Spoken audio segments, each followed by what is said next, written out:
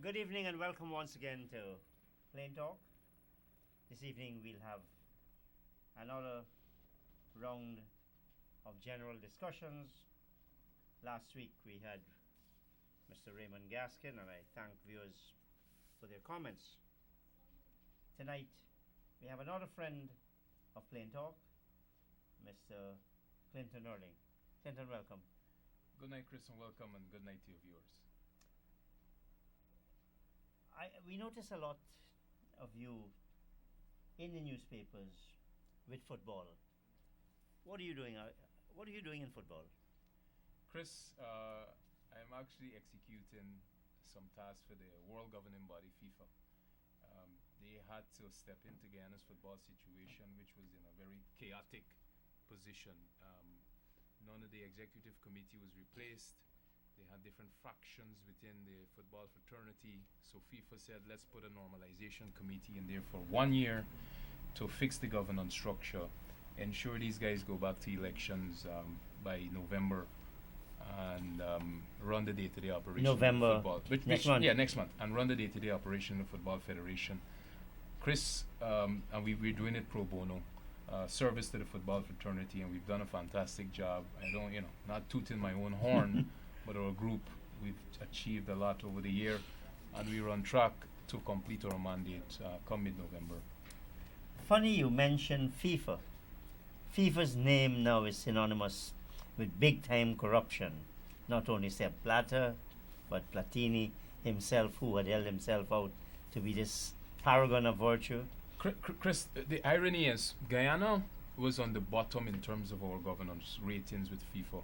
And just a week ago, I was invited to the U.S. in Denver to speak to the entire regional confederation called CONCACAF on governance. I was the only speaker from the Caribbean CFU region given the opportunity to do so. But FIFA as an organization, while you'll find the executives and some of the powerful people within authority in trouble, the organization is still sound structurally. What we've seen over the past few weeks, we've seen the same organization suspended its own president, its vice president, and its general secretary, who's the CEO of the administrative secretariat. So it's still functioning, it's still working.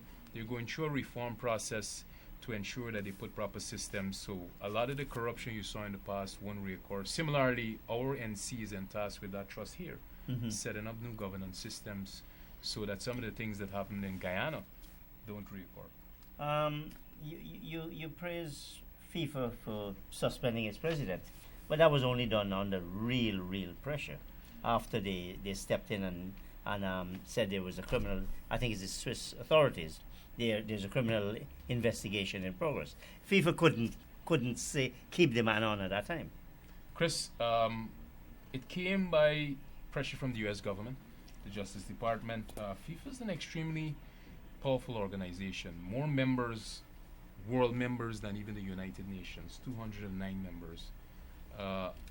You've been hearing all the allegations of corruption over the years, but the U.S. government made the first move in compiling a comprehensive report against some of the governing officials of FIFA, and that started the whole process of the domino effect where everything started to crumble. But with these organizations, these external committees that FIFA had in place, once they started to look at and to do their investigations, that's where you saw some of the evidence coming out from to implicate Blatter and Platini and these guys to get rid of them. I'll tell you what, many persons who had evidence in the past weren't coming forward for whatever reasons, but now since the U.S. Justice Department indictments, you're starting to see more and more countries coming forward with evidence. Now there's a corruption scandal about even Germany and football, and Germany hosting one of the football tournaments, the World Cup. You heard about South Africa, same problem now. Russia's the same, Qatar is the same, so every problem. But football has to change from the ground up, and it's not dissimilar to a lot of what you see in politics. But you said just Poor now that the organization was itself structurally sound. What do you mean? If it's corrupt to the core, how do you reconcile corrupt to the core and structurally sound? I'll still maintain that currently it is structurally sound. If it wasn't, you still wouldn't see Blatter and these guys would have still been there. The U.S. Department has not filed any injunction against him, Platini, and the other guys. It's the Independent Judicial Committee, the Ethics Committee, that actually conducted the investigation and pushed Blatter out. I can even tell you, even around the world, where the different departments of FIFA, those departments are functioning and working pretty well.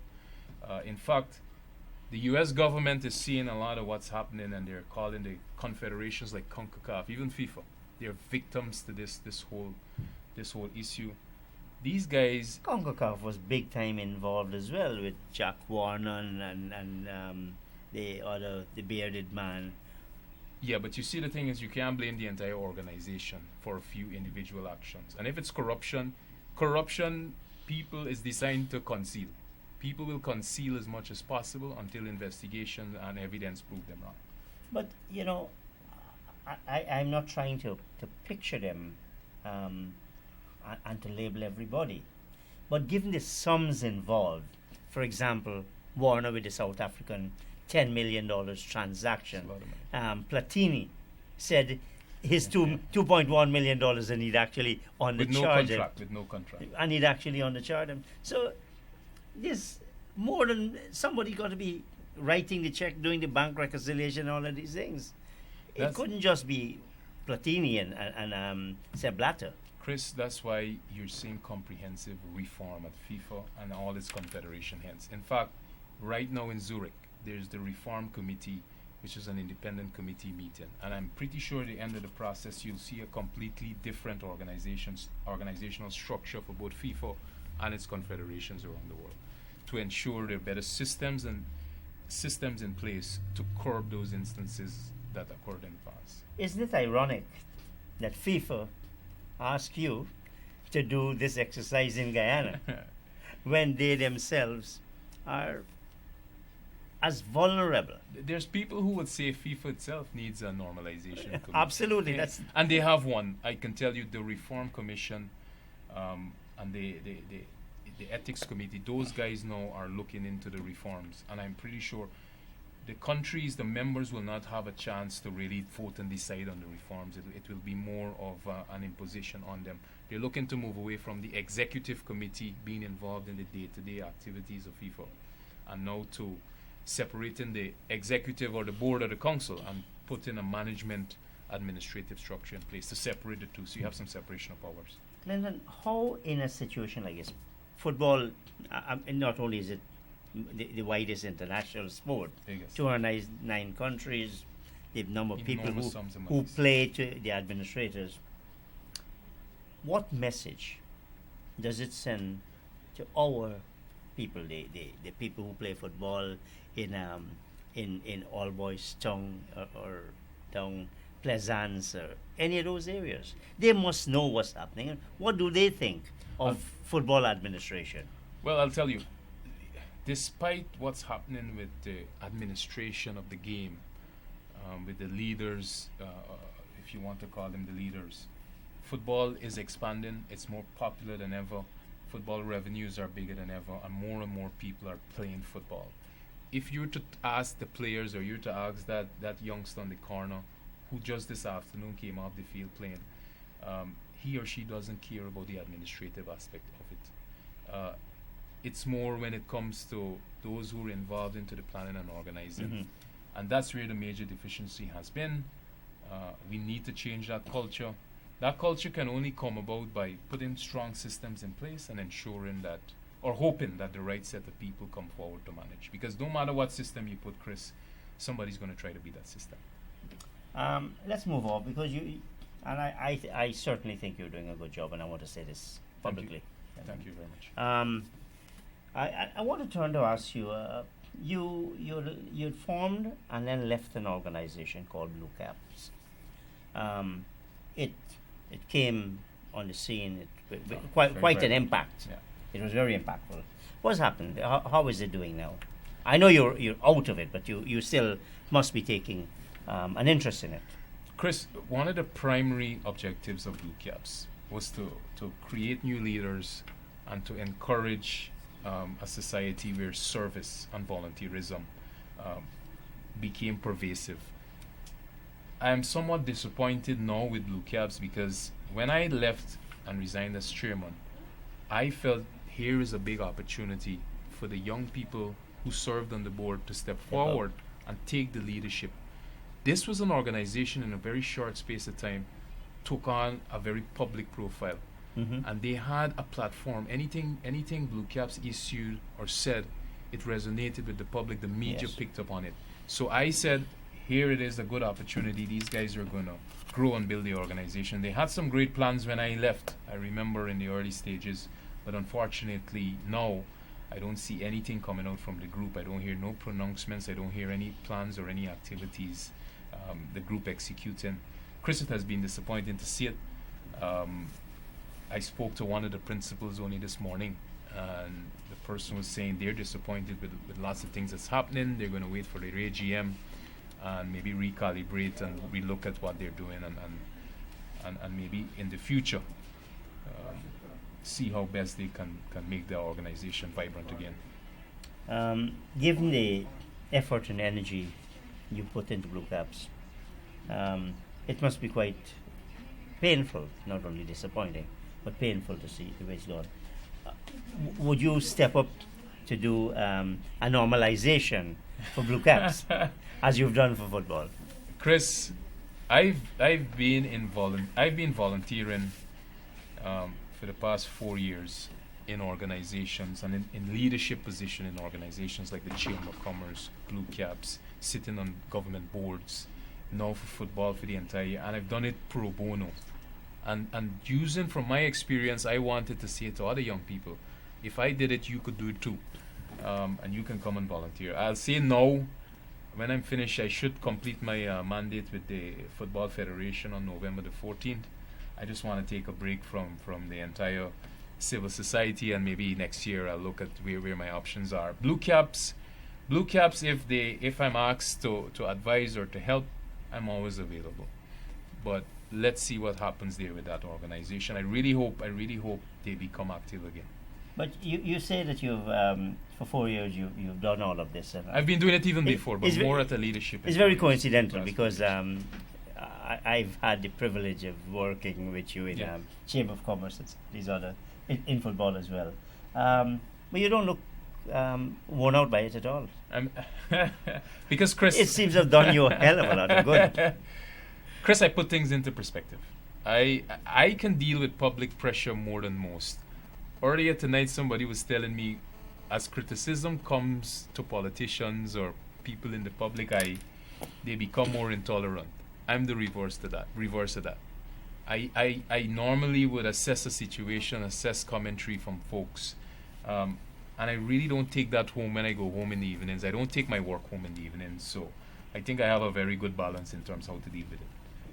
You mentioned volunteerism and pro bono, meaning that you don't take any remuneration from these efforts that you do.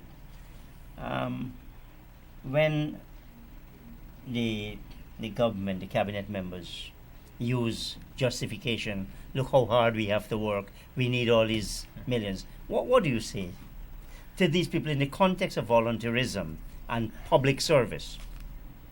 Chris, I just want to say this.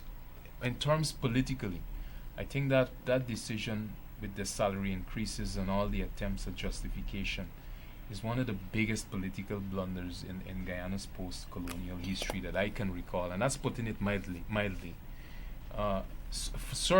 Public service is what it is.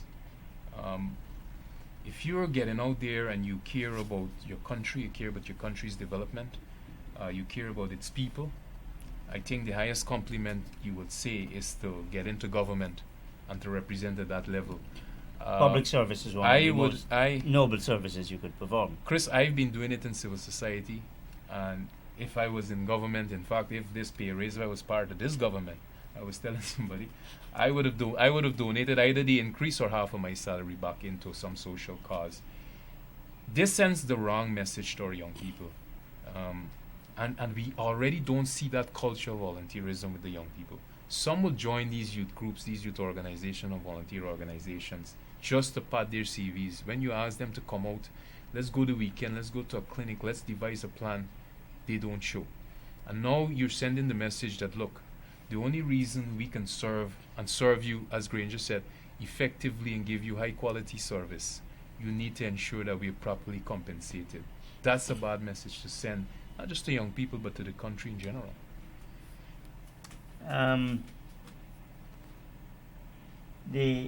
You said you were taking a break, but I think at one time, Clinton, you did express some kind of interest for participating in local government elections.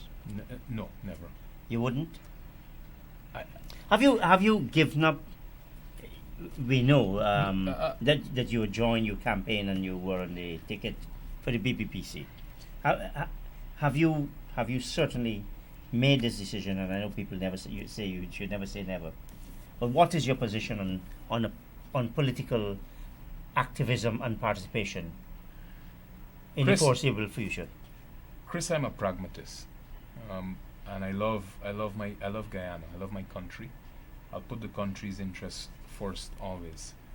When it comes to local government and me getting into office at that level, I've never aspired. Even when we had blue caps and we had campaigned for local government elections, everybody felt the only reason we were doing it is because I wanted to run for mayor Georgetown or to that effect.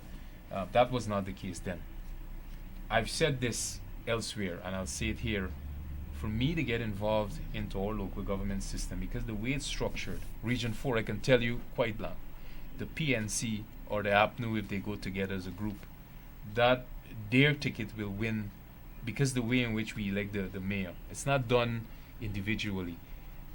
The party, you elect constituency representatives, and then when they go around the table, they decide on the majority, decides on who will be the mayor. If I'm asked by the president, now who's in charge of the party, the main party that controls Region 4 or Georgetown, to run for Mayor Georgetown, that is something I definitely will consider. Anything outside of that, I would not, because it makes no sense. I can run for Kingston constituency, and the only outcome of that would be to serve on the council. Mm-hmm. If the party doesn't want me there, who will have the majority of councillors who will vote in the mayor, there's no way I'm going to get there. And I've always said that system has to change. We need to look at the local government system and change it eventually. But is it all about being mayor or nothing for you? If to be effective in that scenario, you will have to lead from the top there, because you look at, and then there's also the issue when it comes to the Georgetown Mayor City Council there, where the town clerk seems to be even more powerful than the mayor. So, and again, that's systemic. Well, the town clerk is the CEO, whereas the mayor, the mayor has been acting full time, but I'm not sure. But here we have a CEO who don't answer to the board. That's how it's run now in Guyana. You mean Mr. Royston King? I'm talking about in the past. In the past, when we had SUPGO. I even heard recently in the newspaper there was some issue currently when the mayor and city council was saying Royston King issue an edict, and they weren't even aware of what's taking place. Some systemic changes has to happen there at the mayor and city council to define those roles clearly, and I think to be most effective in that scenario, it will have to come at a high level. But you know, I want to raise two issues from what you've said. Although the APNU plus AFC will probably go in, since they're now lockstep with each other, will go in together. Political parties can only control a maximum of 50% of the seats in the council. So there is room for civil society. There is room for individuals. There is room. And as you know, quality rises to the top. Oh, you don't believe in politics? No. I believe in that, but with the political structure of the entire process, it's impractical. I'm not saying it's impossible, but it might be impractical. I don't think a party who has the majority to control and decide who the mayor will be will just hand that over or concede it over to an individual. The second point about this, my reading of the state of legislation is that the councils have all expired. It's the local government amendment bill which keeps annual extension has not taken place. So I think, I It's really do believe, unconstitutional. I really They're all do believe they're unlawfully occupying space. Chris, that might be true, but then you replace them, then what happens? You see, that's true, but we gotta get to a Then situation. there's nothing. There's a vacuum. I think this scenario is the much better one than a vacuum when there's nothing. Well- And I think in all fairness to the current administration, since I saw King and since I saw this government come in place, the central government, you're seeing some improvements in terms of what's happening in Georgetown with all But we municipalities. still need to make sure that we operate It within has- the framework of the law. Yes, I totally agree, and that's why, Chris, the only outcome, and I've been saying this for years, we need to expedite having our local government elections. And like you said, now you're saying this. I'm not sure if I need to check on it too. But if you're saying that, it's also now unconstitutional. But this is something. Part of the reason I've always said, you will never see me going on a cleanup campaign because I'm saying you have to fix the thing at where the problem is structurally, as opposed to these quick these. Otherwise, window tomorrow is going to be dressing. the same thing again. Tomorrow's the same thing. Yesterday afternoon, I was on this. Somebody was making the point to me, Clinton, but Georgetown is cleaner now. And then I just pointed right on the seawalls. I took them to another area, a drain right around Border Market, and I showed them. I said, look, the cleanup campaigns happen, the excitement, the euphoria wear off. Look what's happening now. People are still dumping back there again. If you don't have consistent systems and structures, and Georgetown is easy to manage, Chris. I really, from a business management standpoint, I see the whole system there is easy to manage with a proper system. Even with the chaos we have with landfill and garbage disposal. The entire thing, if it's done right and you have the right managers and people to implement, it's a simple system. I don't see Georgetown as being to manage Georgetown. Or as being Guyana, a for very that matter. complex. Or Guyana, it's a small 3/4. It's not even a Exactly, borough. we run a strip. We're not even a borough in any.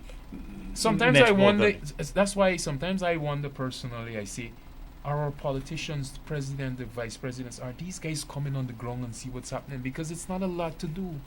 Guyana's not the most complex. You have mayors in the developed world who manages more people, way more people than our entire country. Of course. And With far more challenges as far well. more challenges. I see with the Georgetown situation, you have proper wards. I'm not a big fan of them coming out and doing these one-off cleanup. You need to ensure your systems are there all the time and they're consistent and you're checking them and they're working. Well, there's nothing to suggest that this is one-off. Well, I hope it's not. I've seen it in the past. It has been one-off in the past, and that's all I can judge on. Now I'm seeing a lot of action, and I hope it's sustained. But I think citizens have to admit, even grudgingly, that the place has started to look much better. The dry weather, of course, helps. Oh, you know. you're seeing it. I'm seeing it. I Good. go into Border Market. I talk to the vendors, the coconut man at the coconut stand. The man is so happy. He takes me to the back of the market to show me the drain, and he says, he said the people there, the young guys or the new guys out there haven't seen this drain here. He's seen it because he's been there 20 years, Mhm. and he's so happy and proud to show me what's happening. You see lights around Georgetown, so you see a lot of work happening. You see them putting a lot of parks and public spaces. Again, let's hope that's sustainable. One of the negatives is the incidence of crime in Guyana. A lot of it seems to be within families, and that adds to the tragedy Yeah. of the crime. What's your assessment of the crime situation? Chris, at the chamber, I've spoken extensively on this, and I was surprised, and I'm still surprised. I hear the president talking about expanding the budget for the military, the GDF.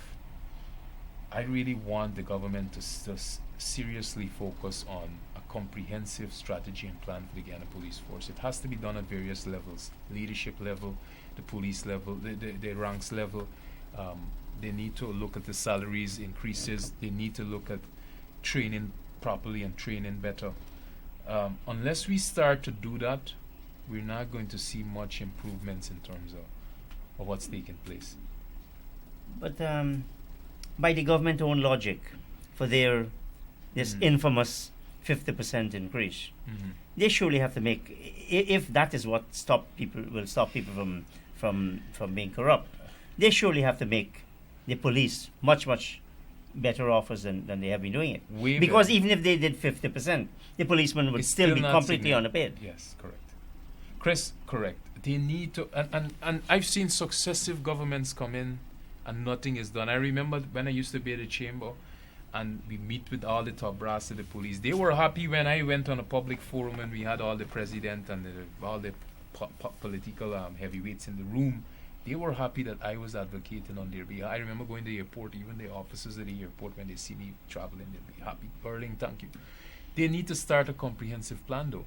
And sometimes I've said this, I had an argument with some of the senior private sector folks only recently, and I said, even there in the police force, you got a management problem. Just like when I went into football, they said, Clinton, you know nothing about football. But you know, You're but gonna- management, you- people, you're people gonna need to understand You're that. going to fail miserably in football. And we've surpassed anything they expected now. And I'm saying management Well, is they didn't management. expect much. But Precise, but I've said management is management. In wherever. any scenario Absolutely, you go in. absolutely. I can learn, I can hire professionals. I don't know a lot about policing, but I think I know a lot about a thing or two about management, and they need to start looking at it comprehensively. And it starts with the pay is one issue, but pay can't go on its own. It has to be done in conjunction with other things to be effective. But the time has come for us Pay, to focus morale, on. proper rules, non-interference. And in not the- only that, Chris, you're talking now. This government more is doing a lot of what you call these financial. They're investigating financial crimes, and you got a police force that is ill-equipped to deal with those kind of crimes, and a lot of it is left up until on some report from somebody or some external group or investigative group, as opposed to the police force having its own investigative arm to go after those type of crimes. You hear about corruption in the public service. Why isn't the police force leading a lot of those investigations? So we really need to retool this force. We need to attract some of the best and brightest also to the force. They need a strategy. How do we get Professionalizing the management level. Yes. How do you also get young? I'll use this guy as an example. Cecil Cox. This guy, top at Cape, top at CXC. How do we get him to go on a scholarship, study criminology or something to the effect, and come back to this country and lend his expertise? How do we get even some of the best UG graduates who are leaving? How do we get some of them to incentivize them to come back and share some of those skills? And that's the challenge for this government. It's not hard to, again, those initiatives aren't hard to do, but we need to start planning, and we need to do it now. But you mentioned that the president said he wants to deal with the army. Is that the right priority? The army for me can be used to advance the country's development the way the U.S. government does it. But I can give you a scenario, but I might take up all your time. How we can use the army to advance Guyana's national. But development. that's not what the president has said. But what the president is looking at. He's looking at advancing the army from a security perspective, Venezuela? which don't make sense exactly, protecting our territorial and borders and that kind of stuff. That We has to cannot- be a It's diplomat. impractical. We can't. Guyana, with all due respect, I remember seeing the snipers at the front page of the newspapers and these guys preparing when Maduro was giving us some heat. But with all due respect, I think if we were to go to war with Venezuela, it will be a one-sided affair in the favor of Venezuela. We need to start focusing on how can we retool the army to be an agent for economic development. The army should have had the best engineering corps in the entire Caribbean. It can be done tomorrow. We can get the accreditation. We can hire some of the best professors and the same Cecil Coxes and all the rest of them. Attract them, bring them in the army, offer them free housing. But why do you cars, need to do all it through these the things. army? Why not do it with Ministry of Public Infrastructure? I like the army. I like the army system because you do what the U.S. does. The army can help with diversification too, because the WTO and these guys, there's a lot of international rules that you violate when you go and you subsidize. But when you use it under the army, it's legal because you can always say it's for security reasons. That's what the Americans do, and that's how they design the internet and all these different technologies, and they sell them back. Fracking was developed by the U.S. Army, and then they sell it back to the public service, Well, the internet private itself, sector. the internet The itself whole was infrastructure. part. But that's what But they, that's not what we're doing. That's not- They effectively sidestep or find the loopholes within WTO and trade things. and then they sell back the same technology to the private sector. We can do that here. Our guys, the army should be out there building all the roads instead of spending billions in contracts to private contractors who sometimes mess up the roads or mess up the bridges.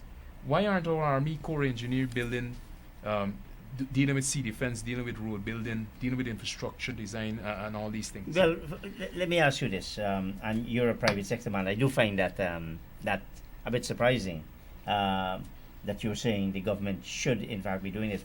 But secondly, and I don't think you'll get a lot of support at the level of the private sector commission. It's not surprising, actually, because the plan that I'm proposing is for the government to set up a foundation where you have a highly skilled workforce supporting your private sector. That's why I'm saying army funds increases is fine once that is contributing to economic development, where the private sector can say, hey, we're supportive of this. We're seeing the power of the army unleashed. Because the private sector will tell you every year. I was at the private sector commission at the executive level, and they'll tell you infrastructure is one of the biggest issue for the private sector. Deepwater Harbor, all these things are what we need to advance and move the country forward. Even assuming that the army is the best vehicle for doing that, you're aware that the financing, the funding for those projects come from international sources, and they're not going to agree to that. They want a proper tendering system and contractors from their own country. They're not going to go that route. You know that. But Chris, I judge it based on the previous government, for instance. I'll use the example. You built a $50-60 million hotel US, $60 million into an Army Corps of Engineers with some of the best. You bring in some of the best professors, get this thing accredited. Recruit some of the top youngsters. The government don't have to spend on land. They can get land to offer to incentivize some of these students to stay duty-free. Where do they get the money? That's my question to you. But I'm saying we have the monies. We have the monies to build the $56 million hotel. We didn't. We borrowed a lot of money for that as well. But borrowing is a strategy. So do we borrow? There's no government on the planet that doesn't borrow. No, I accept that. But I'm saying these major projects, if you want the government, the army to get into the infrastructure, how, given the budget as constructed and the deficit, where does the government get the money from? Marriott is already there. We've heard all the bad things about Marriott, and they're all true. A combination of things. And they're bad. It will have to come from some of our income that we're generating from taxes. It will have to come from borrowing. A combination of both of those things to invest into that. What we need to do is to put together the plan to show how this thing can pay for itself in the long term. If we're talking about a botch road for $10 million, let's use that Myla Road. And we're saying our Corps engineer can build our city fences. Our Corps engineer can build these roads. Our Corps engineer could study and develop the whole entire hydro project on its own and those kind of things, and show where these projects will have the effect of contributing to the long-term development and bringing back revenues into the country. All right. I'm even hearing now, we talk about the funding, but I'm hearing all sort of things. Government thinking about bringing back their own airline. These things, That's Chris, a pipe dream. That's nonsense. But I'm saying, you might think it's nonsense, but to You them, could maybe to them it is. To you me, could it is. You could imagine taxpayers saying, "Let's go back into that." Man, but what you're seeing happening in Guyana, taxpayers really don't have a say. Things are being imposed on taxpayers. I don't think there's anybody in Guyana that agrees with except Jerry Govai I saw recently, and maybe one or two other pockets of people, about the government increases. Before giving increases to the general public service and the promises they made. I'm saying these guys now are going to impose things that they feel is in the best interest of the country, regardless or despite taxpayers' objections. Well, I don't want to be so pessimistic, but I want to go back to this thing with the army. Let us say we build that tremendous Army Corps, and that's not going to take place overnight anyway. And it doesn't need to be tremendous. Well, we can start small. To do the kind of big projects you're talking about. What I'm saying, if you set up an army engineering school, you can start small, 50 a year in intake, and then you can manage that. If you have 500 qualified engineers, so you want 1,000. You want 1,000. You want 1,000 workers. Yes. So are these all people? Are these people going to be soldiers? These workers? You have to, what you have to do, you have to start to redefine their scope. They'll be soldiers, fine, but are we going to use and utilize these guys to go fight wars? No. That's not the intention. We have to move away. The army has to find a new framework to operate. It can't all be we train people to go fight wars and for security only. How about economic development? In the US, this is not unique. What I'm proposing is not unique here. It's not anything. Yeah, but it's they have a separation. The engineering core of the U.S., big as it might be, is Yes. because the whole military infrastructure in the U.S. is big. But it's not big in terms of the construction work that is done in those countries. Chris, I'll tell you something. If you talk to anyone in the private sector or anywhere, what's the biggest constraint? The biggest constraint is finding now highly qualified workers. You would admit that. This government would admit that coming into office, for them to fill some senior position, that's hard to do. Granger's going about, I think he's using the Lee Kuan Yew model. You pay the guys high, if they corrupt, you fire them. But you also have to have a plan to go in place in terms of how do you attract some of the best and brightest. I'm saying this is a model here that you can start with, where you can attract the best and brightest, send them to a good institution where they can learn, and then they can also contribute that back into economic development, economic pursuits. I find that idea novel, and I think it obviously has some positives, but I think it certainly would need to be subject to robust analysis. Chris, now because you have saying now you have zero. Now, if you have zero what? What's happening with the youngsters who top in the CXC in the Cape? A lot of these kids, my friends from high school, a lot of them are overseas working and contributing there. And then people would tell me, "Oh, you get monies back from remittances." I'm saying here you're incentivizing 1,000 highly skilled people, some of the best and brightest, to stay in the country towards contributing to whatever you're doing. We talk about diversification. Isn't there a danger of militarizing through this? Because you're going to say, look, Courtney Ben, we can't do, we're doing, the army will now do lots of the work you're doing. You're saying to Brian T. Worry, what happens to the 1,000, 2,000 employees those people have? They got to go in the army? Chris, you gotta always weigh the pros and cons. I know with the private sector currently, there's some companies that don't perform at maximum efficiency in terms of, you set a policy because look, you want to encourage the growth of a domestic industry. But if these guys aren't delivering, if you're complaining about contractors not delivering when you have national projects, yes, you might lose one or two private sector companies. Yes, you might lose 1,000 jobs, as you're saying. But then if you have your own core and you're contributing to the development of the entire country, a couple 100,000s, you have to weigh the two. You have to do the study to say, if we build a hydro dam and if our military and these youngsters are creating the technology to diversify and get into high technology production or car building or building the roads and infrastructure, you have to weigh the benefits of that against those one or two companies that obviously will have to come out of the game. No, and that's the trade-off. I'm concerned about the militarization as well.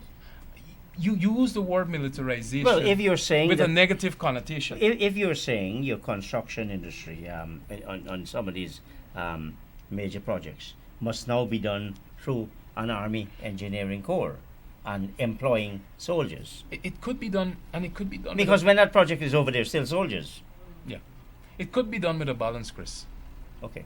And if the country is truly on a path of transformation, and you have some of the best, the government at its own disposal has a reservoir of some of the best and brightest minds here, where I tell you, countries around the world will just be happy to take them if we don't want them. And if we're talking about being serious about the STEM, science, technology, engineering, and math, and you can get these youngsters into those projects and even send some of them back off into the University of Guyana to teach.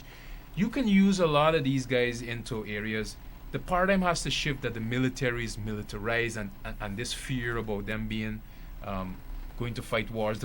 I told somebody yesterday, what we'll need to do is to reduce the regimental physical training requirements and all that stuff on these guys. You don't need that. It's called what Danny Roderick calls it at Harvard. It's a type of subsidy, an indirect subsidy, where you're subsidizing development through an institution that world rules would recognize as legal to do. All right, let's move on.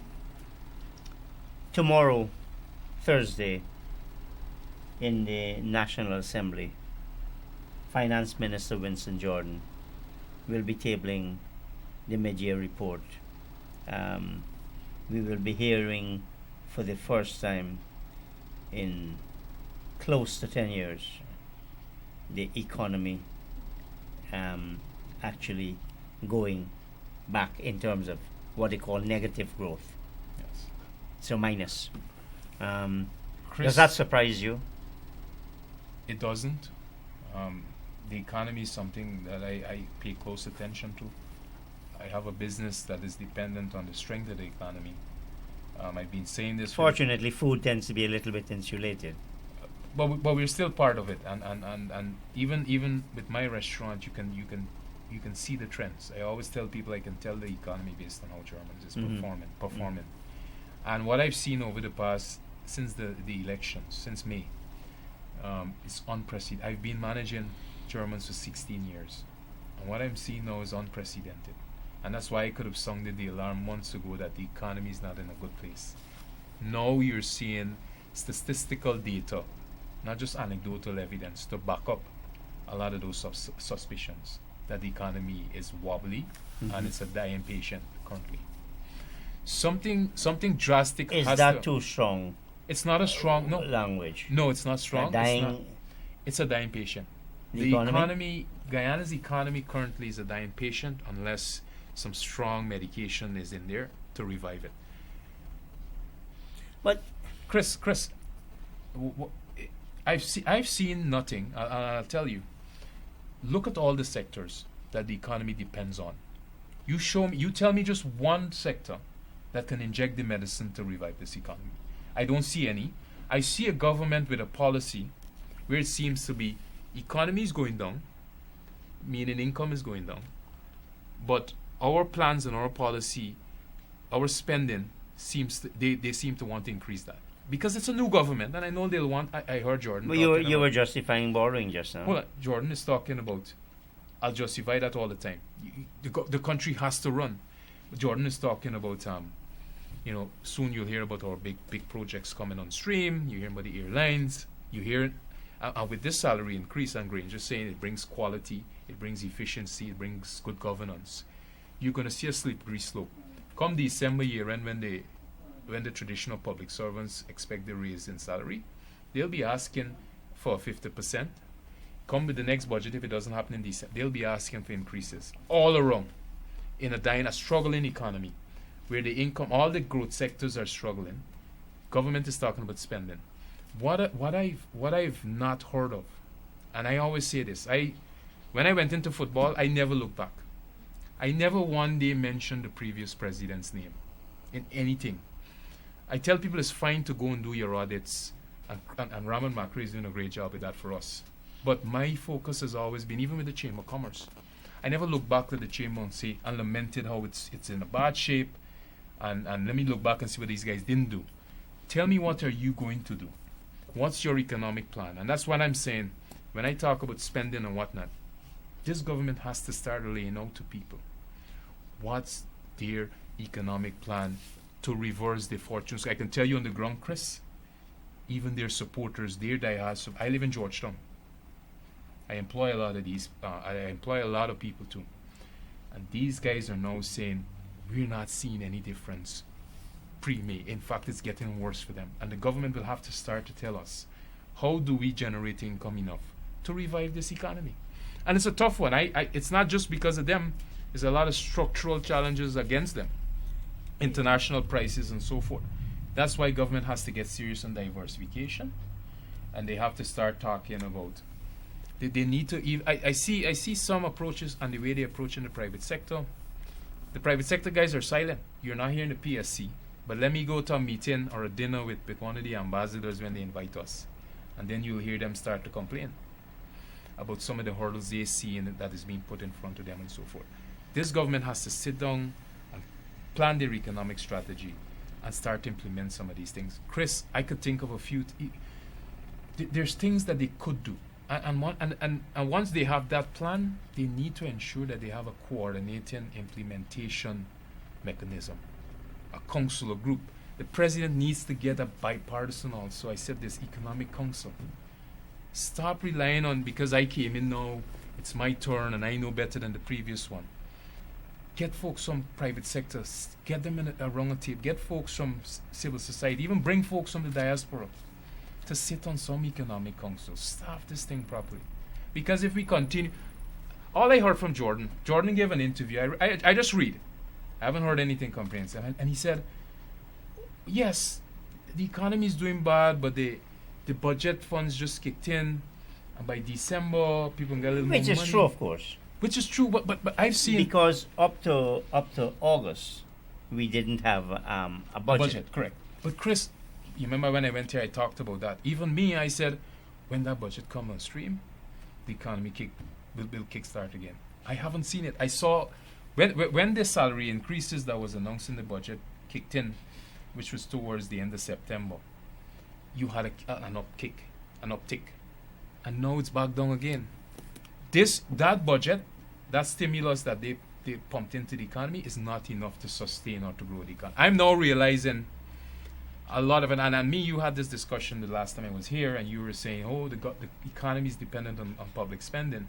And I was saying, no, a lot of it is private consumption and private spending. And now I'm more convinced that a lot of it is on private spending. You're looking at the gold sector, those are the big guys, because we don't have any diversification. And if those guys are suffering, the economy correlates with that too. I still want, because I don't want viewers to get Armageddon, doom and gloom. You said it's a dying economy. You want to put a time frame, or how serious? Chris, dying is a strong word. You accept that? No, I'll stick with it. Unless somebody can tell me or show me, maybe the government can do it, or maybe some smart economist or somebody who's well versed in economic activities can tell me. Show me the bright spots that they see now. I'm looking at this thing not just now. Now it's already, people are saying it's moribund already now. Mm-hmm. But I'm not seeing anything on the horizon soon, within the next 6 months, that tells me that we have a strategy and a plan to pull the country out. Look, even though I admire the president's foreign policy with Venezuela, the reality of it is that Maduro has pulled out from Petro-Caribbean and all the arrangements there, the selling rice elsewhere. Where are we now going to... The rice farmers there in Region 3, what's going to happen there? I'm not seeing anything there to tell me we have a plan. I want to ask you this. And you said you're sticking to the word. Oh, yes, I am. Now, is that view shared by other people in the private sector that you talk with? Big companies write me. And at a piece of time, I was paranoid, I was thinking, hey, this thing is me. I ran elections and so. And then you got companies that'll write you and they'll say, things are bad all around. These are even some of the bigger companies are telling you things are bad all around. There's definitely, you go and you talk with the auto dealership. Today I think I read a report, but I don't want to put a lot of credence. It was in the Guyana Times about something about revenues for imported vehicles and so, plummeting some $300 million. It's a reality, Chris. And what scares me is that I said it's a dying patient. It's not dead. Show me where is the medicine to revive it? What can I tell you now with some sort of optimism that I'm confident that come in 3, 4, 5, 6 months, these things are going to kick in, and then you'll see the economy start to reverse. Mr. Jordan, the finance minister, did disclose the decline in real GDP. Yes. But he said, and I use his word, which you used earlier too, yes, the anecdotal evidence, and he's talking to business people, and said that, look, things are picking up, and in this quarter, the fourth quarter, it's going to get good. It's not going to happen. Chris, let's talk back in December. Invite me back on this show, and let's see who's right. I'm on the ground there. You know, there's an open invitation. Yes, For you, well, right. I'm on the ground. I'm not seeing it. I listen, for the sake of my country, I hope Jordan is right. I hope that I'm wrong. That come December or come next year early, we start to see a reversal in fortunes for the economy, because I want what's best for Guyana, and I want to see businesses strive. I want to see Your own the business, consumer. right? Yeah, and I'm in Because- it. I'm in it. I have a Absolutely. direct stake in it, and also to see the people, see people who are better off. But I'm saying I don't see anything on the horizon, but I hope I'm wrong. I want some advice from you now. I'm a member of this tax reform committee. Better submit. Is it? Yes. We'd love to receive your submission. Is it a bad time to try to reform the taxes? No. No? In fact, I admire the approach. I've always articulated, and I articulated to this government when they were in opposition, when I was at the chamber. I always told them, stop that nonsense about telling people, but you're cutting VAT and cutting VAT. And then when you got into power there, you realize now you end up with a credibility issue because you told people you're dropping the rate and then nothing happened. I've always been a proponent and a strong one of comprehensive reform. Mhm. And I'm happy that they've set up that committee to do it has to be done within a comprehensive framework. If the tax committee can come out to me, maybe then I'll see the first sign of some medicine to say, here is something. When you say they would come out to you? what- No, when the tax come out with committee recommend- issue their recommendations and their report, But- implementation is important afterwards. But let me say this, and I'm very disappointed in the Private Sector Commission. We're still awaiting their. I don't know what's going on since with since these the end of organizations. September. The end of September was the deadline for the submission, and I've Chris, spoken to you asked me about blue cabs, but I'm also the same. I feel the same way about the chamber and the Private Sector Commission. You know, we've put out advertisements. We've sent out about 150 letters in total. The response has been quite Timid. disappointing. And it's it's this because you see again, we have businessmen, businesswomen who really don't understand the implications of the tax structure and the tax system towards the overall economic development of the country. But I ask you whether the timing is unfortunate. It's not bad. It's just untimely, because one might need to tighten up. And do you tighten up on a tax system when an economy is not performing well?